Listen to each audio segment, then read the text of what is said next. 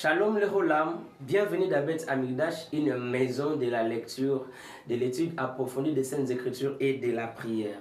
Heureux pour moi de vous retrouver dans notre chaîne. Et si vous suivez notre chaîne et que vous n'êtes pas encore abonné, merci de le faire, merci de liker et pourquoi pas de partager la vidéo ou les liens. Nous allons étudier un texte de la Bible dans le livre de la Genèse, chapitre 3, le verset 14, je vais lire pour quelqu'un.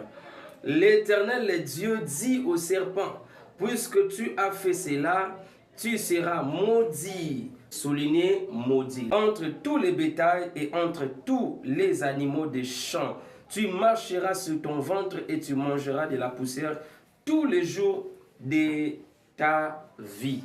Alors ici, je vais d'abord donner le contexte. Nous sommes dans Éden. Nous voyons Adam et Ève succomber dans les pièges. Ève ayant suivi l'enseignement, la doctrine, il a suivi et il a cru à cette doctrine que le serpent est venu l'enseigner.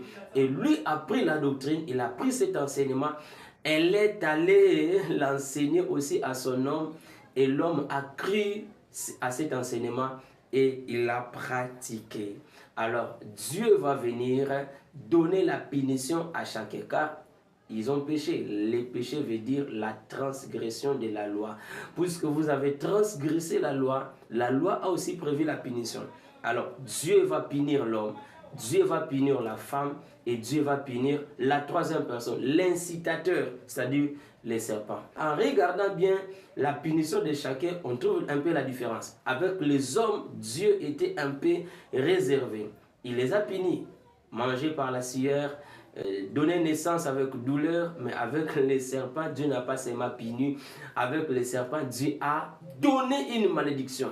Je peux dire, il a fait une imprécation.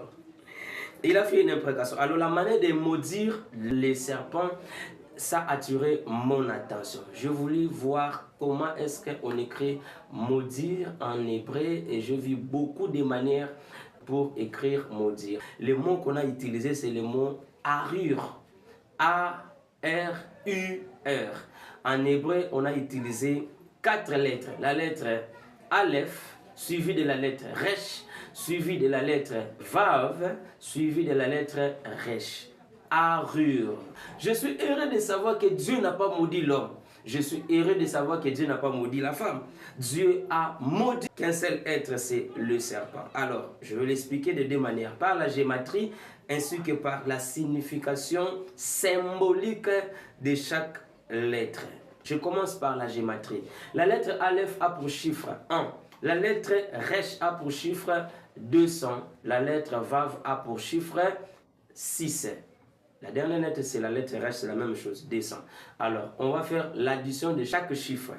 1 plus 200 plus 6 plus 200, ça donne 400 plus 1, ça donne 400 et 1, plus 6, ça donne 400 et 6. Je fusionne 1 avec 6, ça donne 7.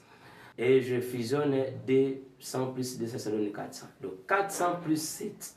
Alors, le chiffre 400, c'est le chiffre de l'épreuve dans la Bible. 400 années dans l'Égypte, je vois Israël. Et lorsque on divise 400 par 10, ça donne 40. 40 jours de déluge, 40 jours de jeûne avec Jésus, 40 jours de jeûne avec Moïse, 40 ans dans le désert Israël pour atteindre Canaan. C'est le chiffre d'épreuve. Et on va voir la personne qui est passée par l'épreuve et qu'est-ce qu'il a dit dans son temps d'épreuve. La personne qui a fait 40 jours d'épreuve de manière symbolique, parce que le chiffre 400, c'est le chiffre de l'épreuve. Le chiffre 400 a pour valeur la lettre Tav. Nous avons dit que la lettre Tav, c'est la lettre de la croix. Donc on voit ce monsieur qui va se faire crucifier à la croix. Et il va faire quelque chose de très significatif. Il va prononcer 7 paroles. Il va verser 7 fois le sang sur le propulsatoire afin que Dieu puisse pardonner l'humanité. Et cette personne s'appelle Jésus de Nazareth. Le chiffre 7, c'est le chiffre qui a pour signification parole. N'est-ce pas qu'il est écrit dans la Bible que l'arme qu'on appelle la parole, c'est l'épée. Donc Jésus va prononcer cette parole pour clouer Satan, pour clouer les serpents.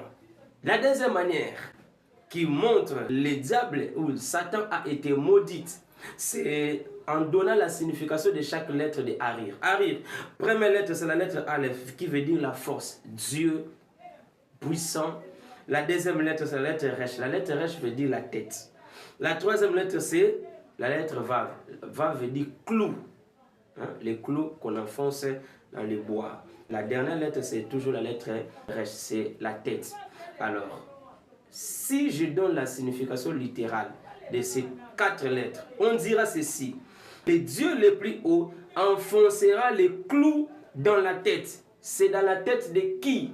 C'est dans la tête du serpent. Le verset 15 de Genèse chapitre 3 nous dit que la postérité de la femme écrasera la tête du serpent. Donc le fait d'écraser la tête du serpent veut dire que Jésus, qui est la postérité de la femme, va clouer, avec le clou d'ailleurs. Il va prendre le clou, il va l'enfoncer dans la tête du serpent. Serpent qui est le diable. C'est pour cela il est toujours vagabond. Azan la place c'est revanate. Les lois qu'on a musanika qu'on voter qu'on peut se battre abattre. En français, le diable n'a pas un lieu fixe. Il est toujours vagabond. Il n'a pas un endroit fixe où il peut se tenir. Il n'a que pour objectif détruire la vie des gens. Il vient chez toi, il détruit. Il va dans l'autre personne, il tue. Il va de l'autre côté, il vole. C'est ça son travail. Mais la bonne nouvelle est que la postérité de la femme, qu'on appelle Jésus, a enfoncé le clou dans sa tête. Que Dieu vous bénisse. C'est ce qui est caché dans ces textes. Vous voulez approfondir votre connaissance de la parole de Dieu, suivez notre chaîne en s'abonnant, et vous voulez approfondir encore votre étude, vous pouvez nous appeler ou nous écrire dans 089 98 33 120. Et là, vous aurez tous les cours qui concernent l'hébreu biblique. La malédiction ne vous appartient pas, ça appartient à celui qui vient vous faire du mal, c'est-à-dire les diables. Ciao.